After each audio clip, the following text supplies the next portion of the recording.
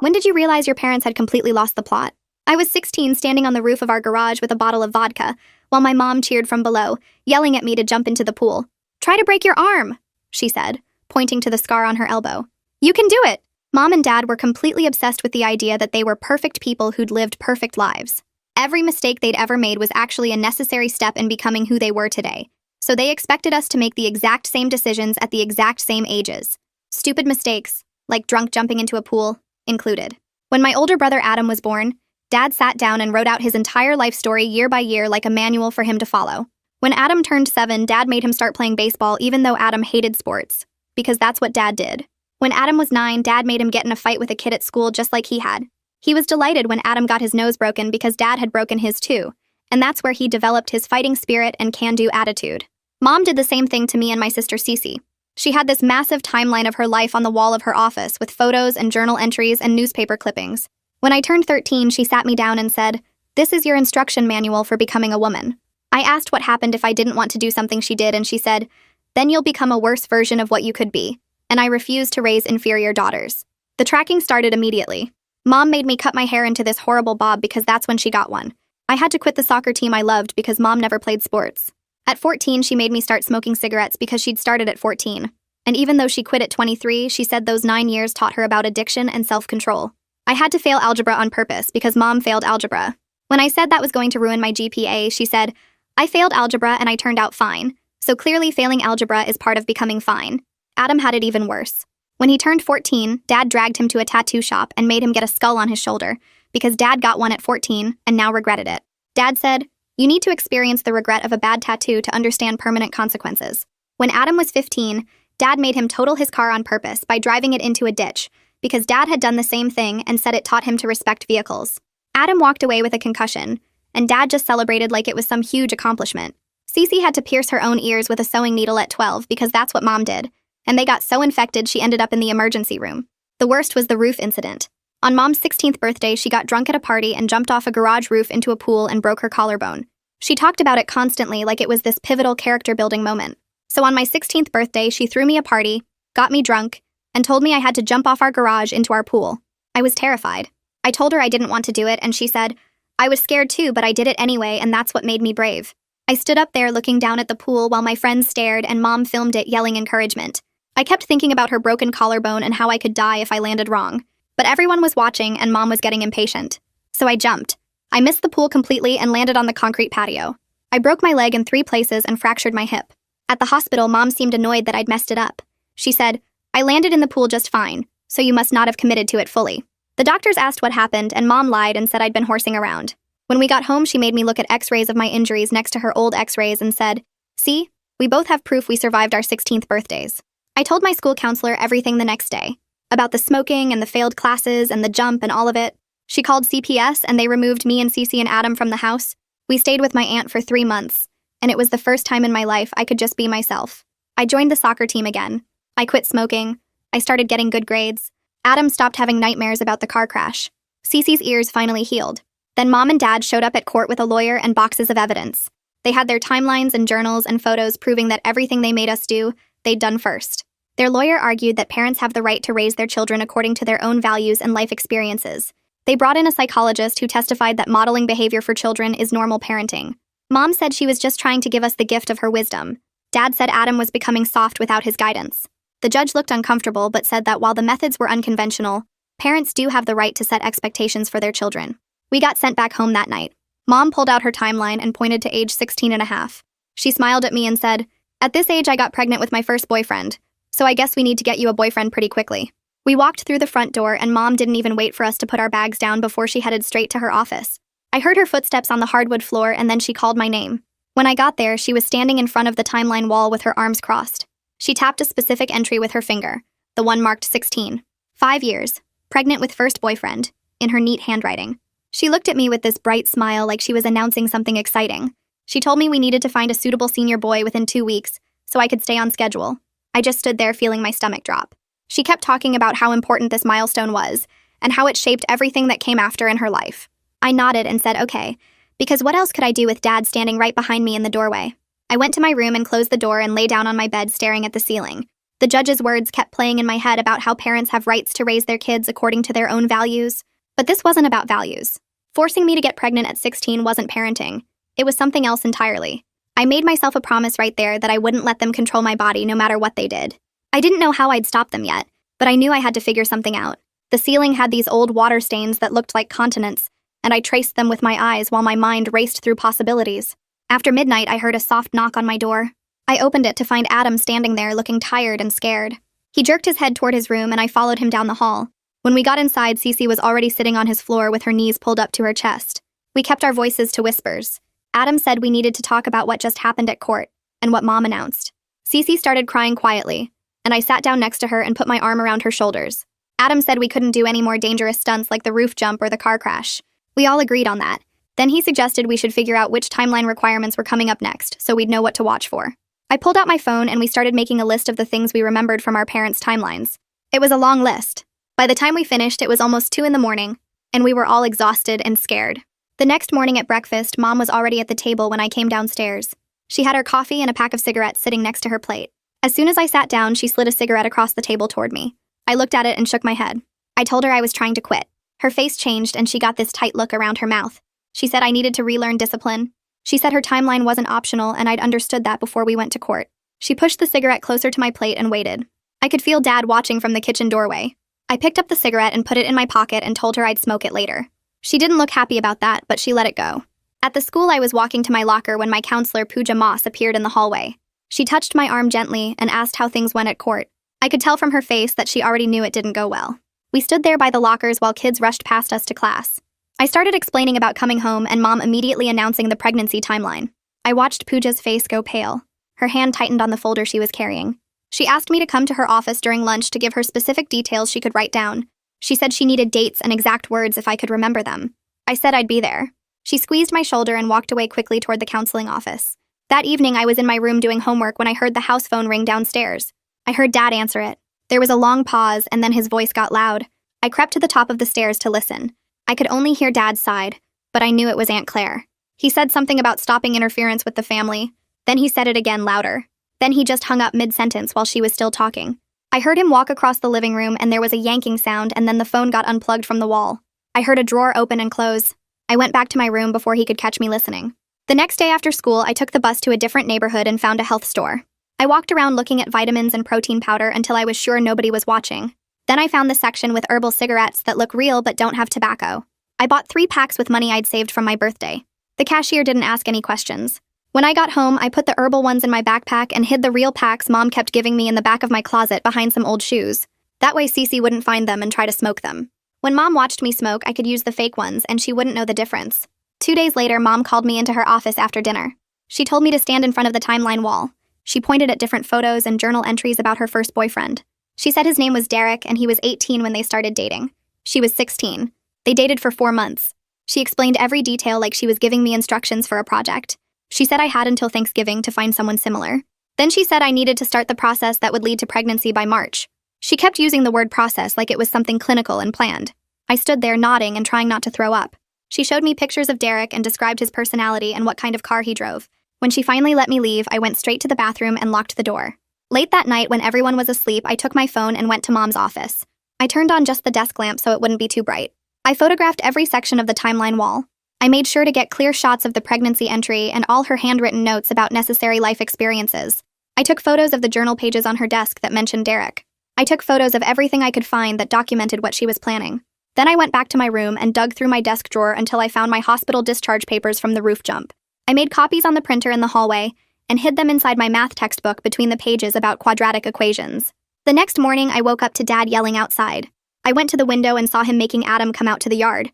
Dad called it toughness drills, but it was really just shoving Adam around and making him try to stay on his feet. I watched Adam's hands shaking even as he tried to stand firm and take the hits. His face was pale and he kept flinching before Dad even touched him. I pressed my forehead against the cold glass and felt sick knowing Dad actually thought this was helping Adam become a man. After about 20 minutes, Dad finally let Adam go back inside. Adam walked past my room without looking at anyone, and I heard his door close quietly. That evening at dinner, Mom set down her fork and looked straight at me. She said she'd been doing research and identified 3 senior boys who might work as boyfriend candidates. The first one was named Tyler, and he had 3rd period free when I had study hall. The second was Marcus, who stayed late for basketball practice on Tuesdays and Thursdays. The third was someone named Ethan, who worked at the coffee shop on weekends. She pulled out a folded paper with their class schedules written in her neat handwriting. She pointed at Tyler's name and suggested I could engineer a meeting by going to the library during study hall when he'd be there.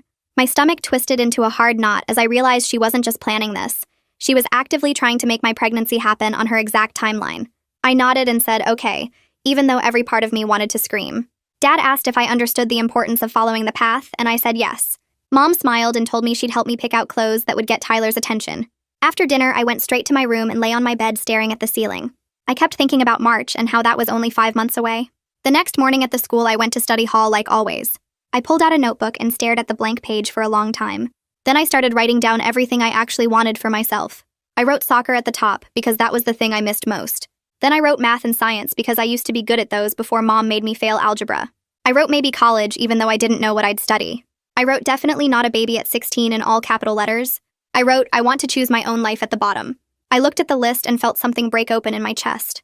I tore the page out carefully and folded it into a small square. Then I walked to the back of the library where nobody ever went. I found a thick book about ancient Rome on the bottom shelf and slid my folded paper inside between 2 random pages. It felt like leaving proof that the real me existed somewhere even if nobody could see her at home. After school, I was walking to the bus when someone called my name. I turned around and saw Pooja standing by the counseling office door. She waved me over and I followed her inside. She closed the door and sat down at her desk. She told me she'd been thinking about my situation a lot. She said she wanted to set up a system where I could come talk to her anytime without my parents knowing. She pulled out a stack of hall passes and explained she'd created fake tutoring sessions and study groups as excuses. If I needed to see her, I could just use one of the passes and come to her office. She promised everything I told her would stay private unless there was immediate danger. I asked what counted as immediate danger, and she said anything involving harm to me or my siblings. I thanked her and took 3 of the hall passes to keep in my backpack. On Saturday morning, Mom came into my room early.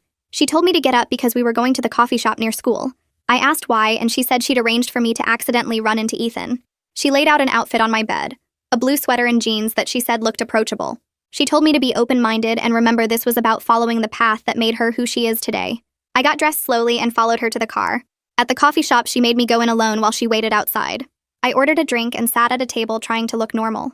A guy in an apron came over to wipe down the table next to mine. Mom had shown me his picture, so I knew it was Ethan. He smiled and said hi. I said hi back. He asked if I went to the high school and I said yes. Then his manager called him back to the counter and he left. I sat there for 20 more minutes and then went back to the car. Mom asked how it went and I said fine. She seemed satisfied. Monday morning, I went straight to Pooja's office before first period. I used one of the hall passes even though I didn't need to yet. She let me in and I sat down in the chair across from her desk. I told her everything about the pregnancy timeline. I explained the specific deadline of March and how Mom was actively trying to match me with senior boys. I showed her the paper with their schedules that Mom had made. Pooja's face got very serious. She pulled out a yellow legal pad and started writing everything down with dates and times. She asked me to repeat certain parts, so she could get the details right. Then she set down her pen and looked at me. She said she had to report this because what Mom was planning counted as sexual coercion of a minor. I felt a tiny spark of hope mixed with fear about what would happen when my parents found out. That afternoon, I was in Pooja's office again. She had her phone on speaker and was talking to someone named Dean. I recognized his voice from when CPS came to our house before. Pooja explained the new developments and read from her notes about the pregnancy timeline and the matchmaking. Dean's voice sounded tired, but he said the case was still technically open for monitoring. He said this information meant he needed to schedule another home visit. He asked if Friday would work, and Pooja said yes. After she hung up, I asked if my parents would know I told. She said they'd know someone reported new concerns, but not necessarily who. 2 days later, the house phone rang during dinner. Dad answered it, and his face went hard. He listened for maybe 30 seconds and then said Friday would be fine. After he hung up, he told us Dean was coming for a follow-up visit. Mom immediately stood up and started clearing dishes even though we weren't done eating. She spent the next 2 days cleaning everything. She made me dust her office, including the timeline wall. She made Adam organize the garage. She made Cece clean her room until it looked like nobody lived there. Thursday night, Dad sat us all down in the living room. He made us rehearse what we'd say when Dean came. We had to practice saying we were happy to be home. We had to practice saying we were learning so much from their guidance. We had to practice smiling and acting normal. Thursday morning before school, I did something risky. I went to Mom's office and found her sitting at her desk. I asked her to explain the pregnancy timeline one more time because I wanted to make sure I understood it correctly. She seemed pleased that I was taking it seriously. She talked for almost 10 minutes about how getting pregnant at 16 and a half taught her responsibility and purpose. She said it forced her to grow up and become the woman she was meant to be. The whole time she talked, I had my phone in my pocket recording everything. She never noticed. After she finished, I thanked her and went to the school. In the bathroom, I saved the audio file in 3 different places: my phone, my email, and a cloud storage app I downloaded. That same day, something else happened.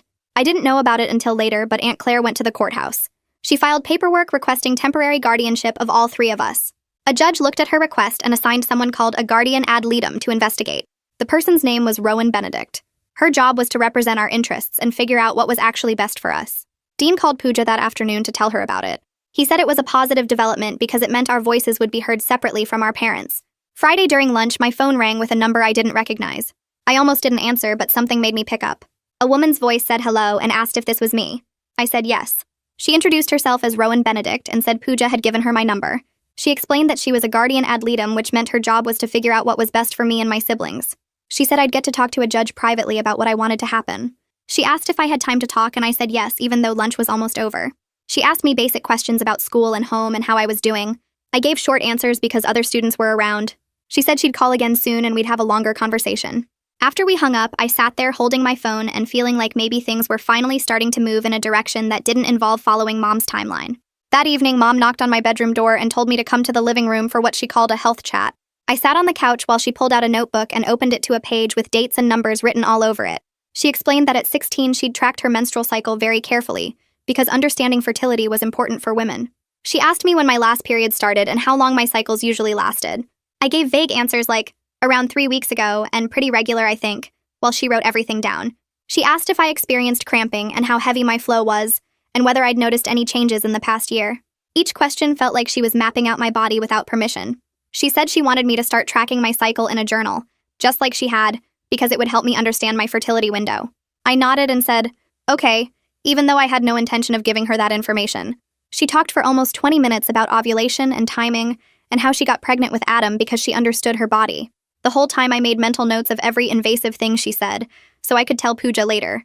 When she finally finished, she patted my hand and said we'd have these chats regularly, now that I was at the right age for this kind of guidance. The next morning, I waited until Mom left for work, and then called my doctor's office from my cell phone in the bathroom. The receptionist answered, and I asked if I could get copies of my medical records from when I broke my leg last year.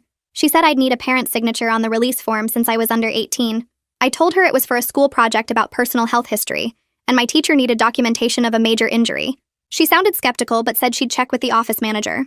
I texted Pooja during first period and explained what I was trying to do. She responded that she had a counseling appointment scheduled with me for Wednesday afternoon, and we could say I needed the records for college applications or something official sounding. She said she'd call the doctor's office herself and arrange it so my parents wouldn't find out. By lunch, she'd texted me that it was all set up and I could pick up the records during our appointment on Wednesday. Sunday night, I was in my room doing homework when I heard Dad call Adam downstairs. I crept to the top of the stairs and listened. Dad told Adam it was time for another tattoo to commemorate a regret, just like the original timeline required. He said he'd already made an appointment at the tattoo shop for Tuesday afternoon. Adam's voice came out quiet but steady. He said no, he wasn't getting another tattoo. The house went completely silent. I held my breath waiting for Dad to explode, but instead he just asked what Adam meant. Adam repeated that he wasn't getting another tattoo, and he wasn't following that part of the timeline anymore. Dad's voice got louder, asking who Adam thought he was to refuse a timeline requirement. Adam said he was someone who didn't want more tattoos he'd regret. Dad started yelling about disrespect and soft generation, and how Adam was throwing away the gift of his guidance. Mom came out of her office asking what was happening. Dad told her Adam was refusing the tattoo, and Mom's face went pale. She asked Adam if he understood what this meant, and Adam just nodded. Dad stormed out the front door, and we heard his car start and peel out of the driveway. After Dad left, I went to Adam's room and found Cece already sitting on his floor. Adam was shaking a little, but he looked relieved. We whispered about what just happened and agreed it was the first time any of us had refused a timeline requirement so directly. Requested Reads is on Spotify now. Check out link in the description or comments. I said we needed a way to get help fast if things got dangerous. Cece suggested we create some kind of emergency signal. Adam pulled out his phone and said we should all save Aunt Claire's number under a fake name, so our parents wouldn't know we had it. I saved it as Pizza Place in my contacts. Adam saved it as Gym. Cece saved it as Library. Then Adam said we needed a code word that would tell Aunt Claire to come get us immediately or call the police. I suggested Timeline since it was something we'd never normally text to her. We all agreed and practiced sending the test message and deleting it. Adam made us promise we'd only use it in a real emergency when we actually needed help right away. We sat there for a while not saying much, just knowing we'd crossed some kind of line tonight. The rest of the week passed in tense silence. Dad barely spoke to Adam. Mom kept giving me meaningful looks like she was disappointed I hadn't defended the timeline system. Friday afternoon, Dean showed up for the scheduled home visit. My parents transformed instantly into charming hosts. Mom made tea and brought out cookies. She sat with Dean at the dining room table and explained their parenting philosophy as experiential teaching, where children learn by living through the same formative experiences their parents survived. She made it sound reasonable and thoughtful. Dad talked about how important it is to pass down wisdom through shared experiences rather than just lectures. Dean nodded and took notes without showing what he was thinking. He asked us a few questions about school and activities. We all gave the rehearsed answers about being happy to be home and learning so much. Dean stayed for almost an hour asking gentle questions and observing how we interacted. When he left, he thanked my parents for their time and said he'd file his report within a few days. After Dean's car pulled away, Dad's face changed. He said we hadn't been enthusiastic enough during the visit, and we needed to remember that CPS was looking for reasons to interfere. As punishment, he assigned us timeline chores. Adam had to clean out the garage and organize Dad's old baseball equipment. Cece had to go through Mom's jewelry and polish everything. I had to reorganize Mom's office, including dusting the timeline wall. I went upstairs with a cloth and furniture polish. The timeline wall took up the entire back wall of the office with photos and journal entries and newspaper clippings arranged by year. While I dusted each section, I took photos with my phone, making sure to capture the pregnancy entry and the entries about the roof jump and the cigarettes. Mom's journal from when she was 16 sat on the desk. I flipped through it and found pages where she'd written about getting pregnant and how scared she was, but also how it gave her purpose. I took photos of those pages too. I wrote down quotes in my phone's notes app like, "Getting pregnant at 16. 5 was the making of me." And Derek didn't stay, but the experience taught me everything about sacrifice. I made sure to put everything back exactly how I found it, so she wouldn't know I'd been documenting. Monday morning, I went straight to Pooja's office before first period. She closed the door and pulled out an official form with the school letterhead. She said she was completing a mandated reporter statement focusing specifically on the sexual coercion risk of the pregnancy timeline. She asked me to confirm the details about Mom's deadline and her active matchmaking. I told her everything, including the coffee date Mom tried to arrange and the health chat about fertility. Pooja wrote it all down with exact dates and times. When she finished, she made 2 copies. She gave one to me and told me to keep it somewhere safe where my parents wouldn't find it. She said she was storing the original in a locked cabinet in the counseling office. She explained that this statement would go to CPS and to Rowan, and it would be part of the official record about what was happening in our house. That same week, Aunt Claire was working on something too, though I didn't know all the details until later. She spent days going through papers and files from when we stayed with her. She found Adam's report card from those 3 months showing his grades had improved in every subject. She found the roster from my soccer team proving I'd rejoined. She gathered medical records from Cece's follow-up appointments showing her ear infections had completely cleared up after we left our parents' house. She wrote a statement describing our daily routines at her place and how we'd thrived with normal rules and freedom to make our own choices. She submitted everything to Rowan as evidence that we did better outside our parents' control. The following Tuesday, Rowan called and asked if she could interview me privately at the school. Pooja arranged for us to use an empty classroom during my free period. Rowan sat across from me at a student desk and said she wanted to hear everything in my own words. I pulled out my phone and played the audio recording of Mom explaining the pregnancy timeline. Rowan listened without interrupting. Then I showed her the photos of the timeline wall with the pregnancy entry clearly visible. I showed her the pictures of Mom's journal entries. I pulled out the hospital discharge papers from the roof jump that showed I'd broken my leg in 3 places and fractured my hip. Rowan looked at everything carefully and asked questions about dates and who was present and exactly what was said. She never looked shocked or horrified, just focused and professional.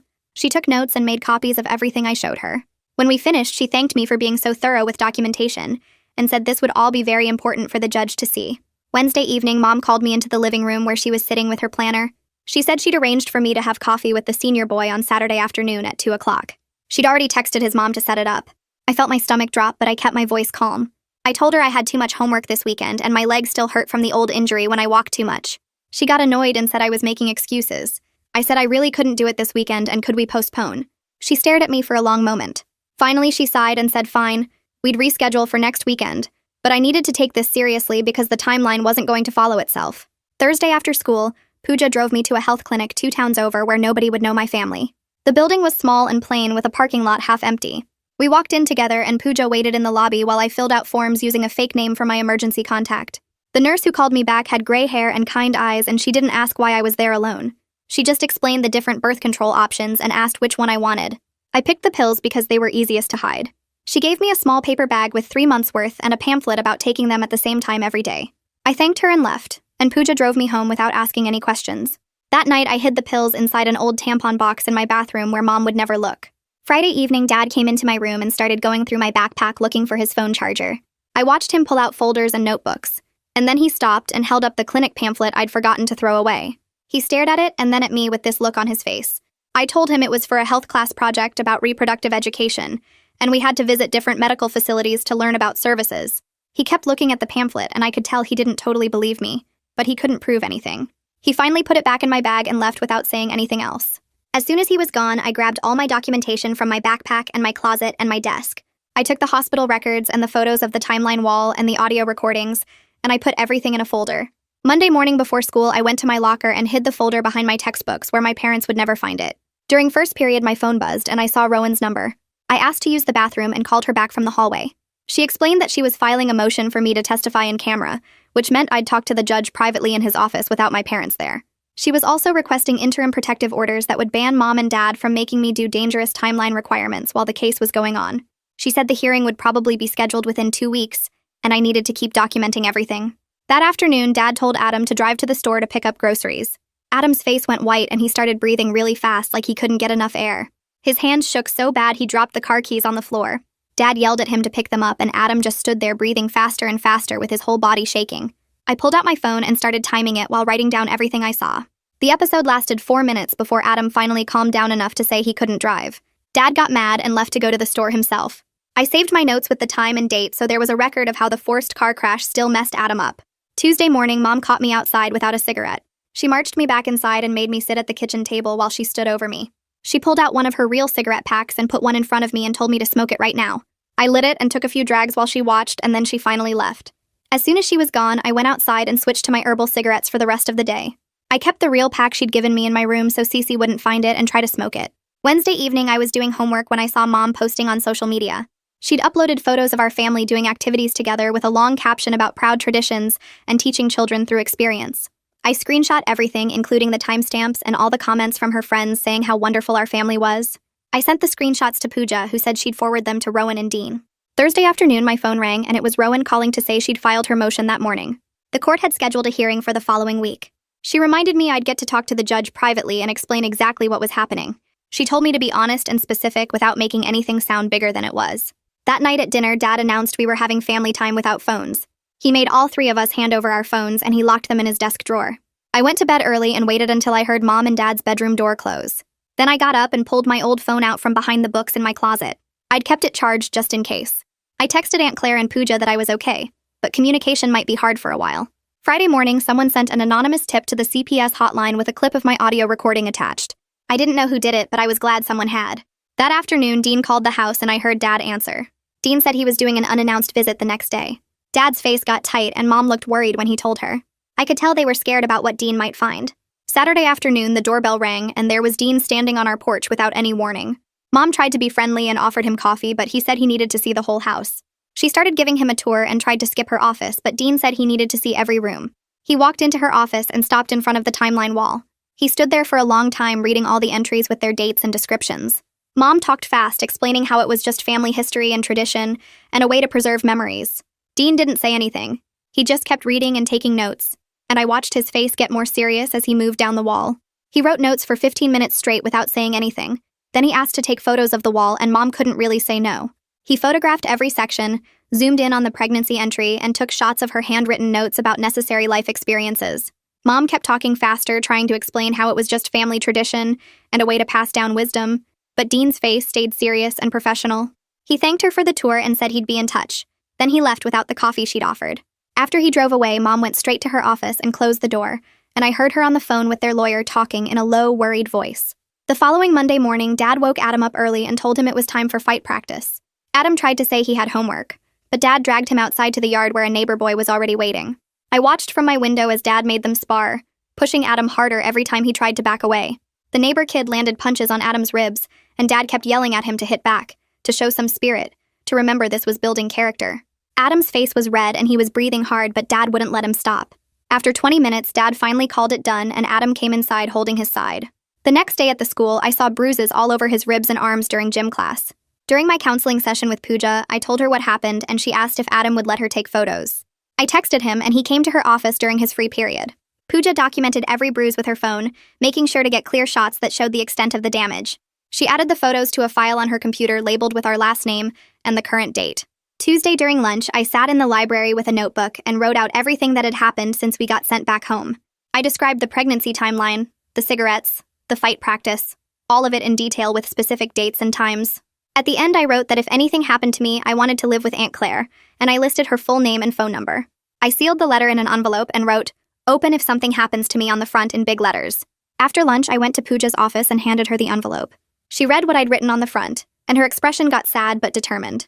She promised to keep it safe and locked it in her filing cabinet right next to the folder, with Adam's bruise photos, and all the other documentation she'd been collecting. Wednesday afternoon, Aunt Claire drove to meet Dean at his office. She brought a folder with photos of her house, copies of her work schedule, and a written plan for how she'd supervise all three of us.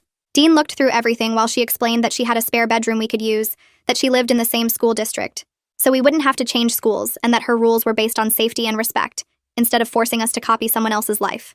She showed him Adam's improved report card from when we stayed with her before, my soccer team roster proving I'd rejoined, and medical records showing Cece's ear infections had cleared up completely.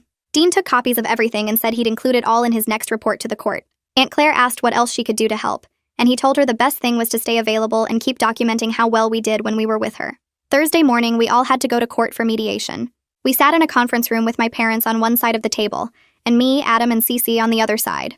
Mom and Dad's lawyer was there, plus Dean and Rowan. The mediator asked my parents to explain their parenting approach, and Mom launched into this long speech about heritage and tradition, and how they were just trying to pass down the lessons that made them who they are. Dad talked about building character through experience, and said kids these days were too soft because parents protected them from everything. Then the mediator asked me to explain my perspective. I kept my voice calm and factual even though my hands were shaking under the table. I said I was afraid of what timeline requirement would come next, that I didn't want to get pregnant at 16, that I was scared of getting hurt again like I did jumping off the roof. I didn't cry or yell, I just stated the facts as clearly as I could. Adam talked about the car crash and how he still had nightmares. Cece showed the scars on her ears from the infected piercings. My parents kept saying we were misunderstanding their intentions, that everything they required was something they'd survived themselves, so it couldn't be that dangerous.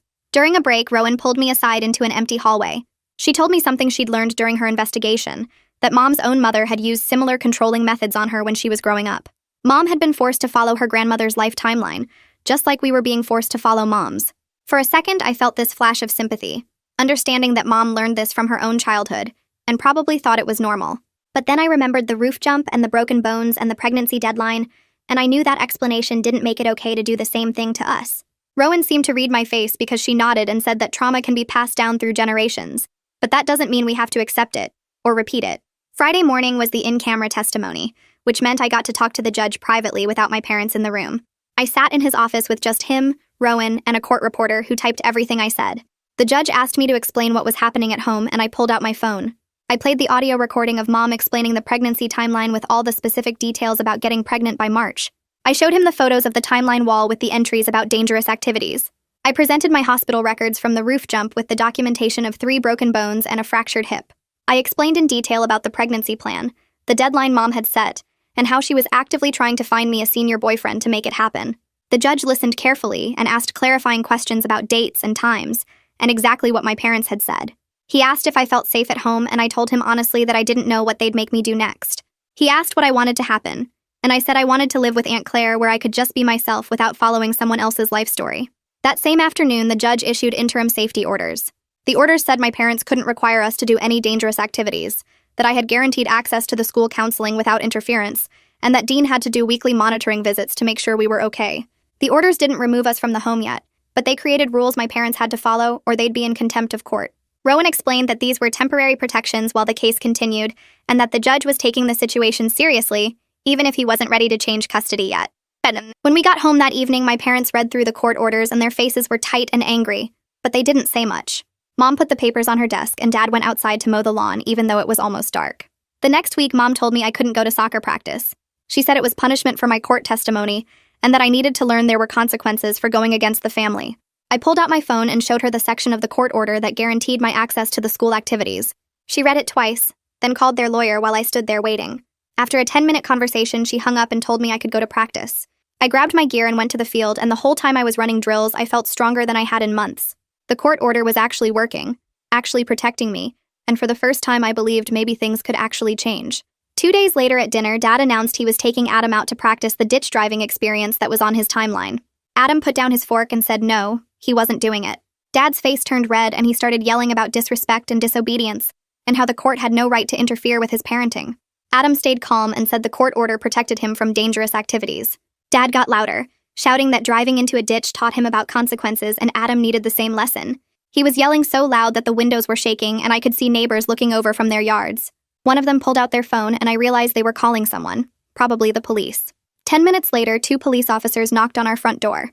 Dad answered and tried to act normal, but his face was still red from yelling. The officers said they'd received a call about a domestic disturbance, and they needed to do a welfare check. They came inside and talked to my parents first. Then they asked to speak to me and Adam separately. One officer took me into the kitchen while the other talked to Adam in the living room. I told him about the court orders and showed him the copy I kept on my phone. I explained that Dad had been trying to make Adam do something dangerous, and Adam had refused based on the protective orders. The officer wrote everything down in a notebook and said he was glad we knew our rights. He asked if we felt safe, and I said we did as long as the court orders were being followed. Before they left, both officers made sure Adam and I had the non-emergency number saved in our phones. They said to call anytime we felt unsafe, or if our parents tried to violate the court orders. They wrote up an incident report noting the yelling and the prior CPS involvement, and they gave Dean's name to their supervisor so the report would get added to our case file. Monday morning, Rowan called me before school and said she was filing a motion for modification. She had the police report from Friday night and documents from Pooja showing Mom tried to ban me from soccer practice right after the judge issued the interim orders. Rowan said she was requesting an emergency hearing because my parents kept violating the court's instructions, and the behavior was getting worse instead of better. She asked if anything else had happened over the weekend, and I told her no. My parents had been quiet and tense, like they were planning something but hadn't acted yet.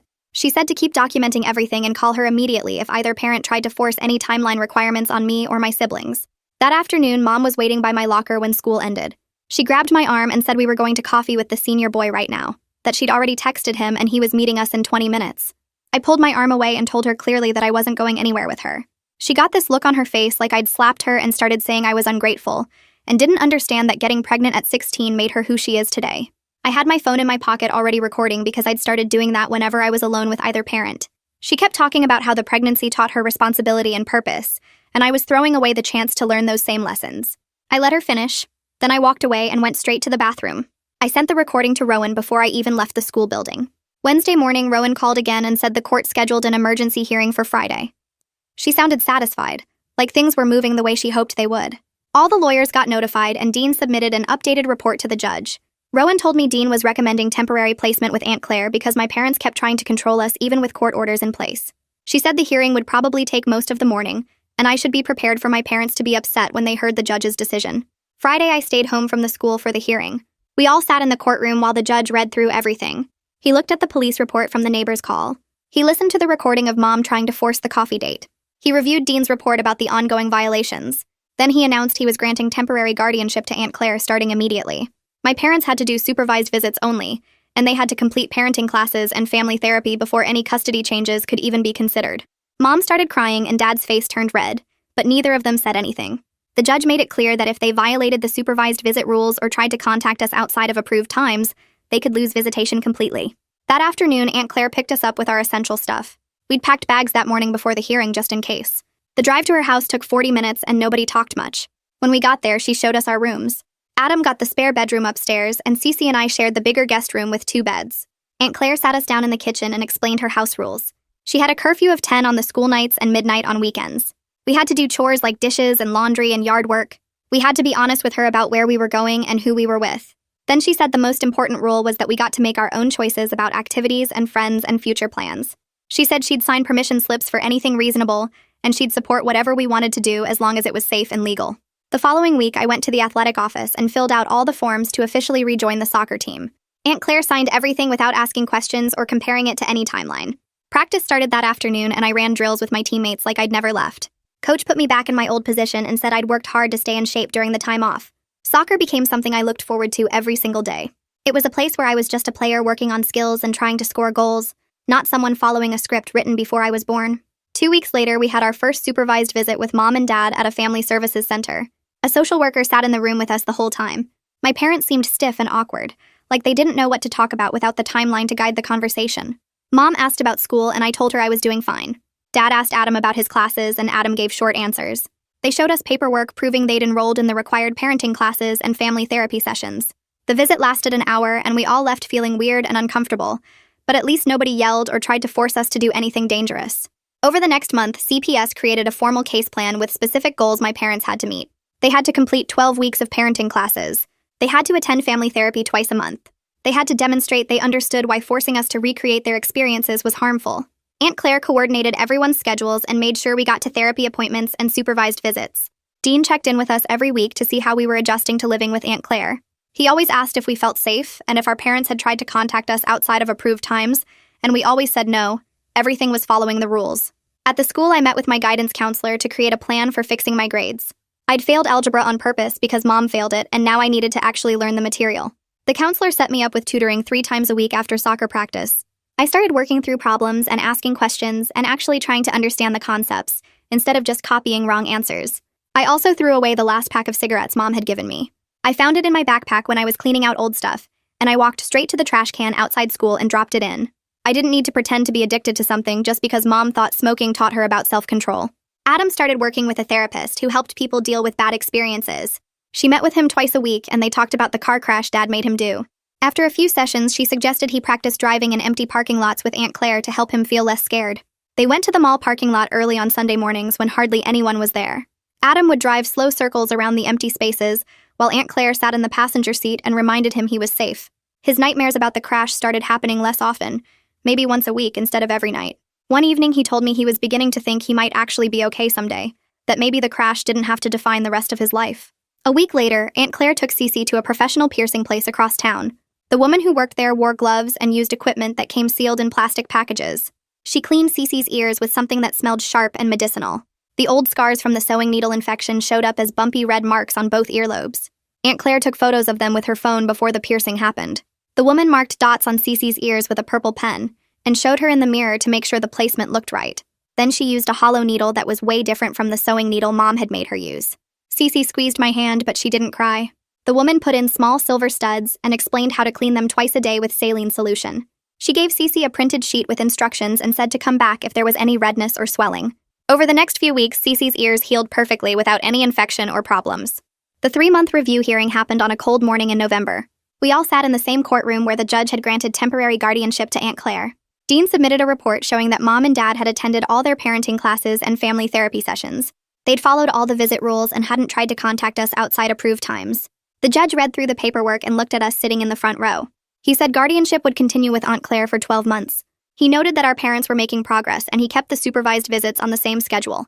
He said if Mom and Dad completed the full program successfully, there might be a possibility of increased contact later. Then he closed the file and moved on to the next case. That night, I was in my room at Aunt Claire's house putting away clean laundry. I found an empty corkboard in the back of the closet behind some old shoes. I carried it to my desk and pinned up a single photo of me at soccer practice. In the picture, I'm smiling and covered in mud, and I look completely like myself. I stared at all the blank space around that one photo, knowing that whatever came next got to be my choice, my timeline, my life. And that's the wrap-up. I always try to turn these stories into something you can actually take away, even in small ways. Hopefully this one gave you a little clarity or motivation. Subscribe so the next one finds you right away.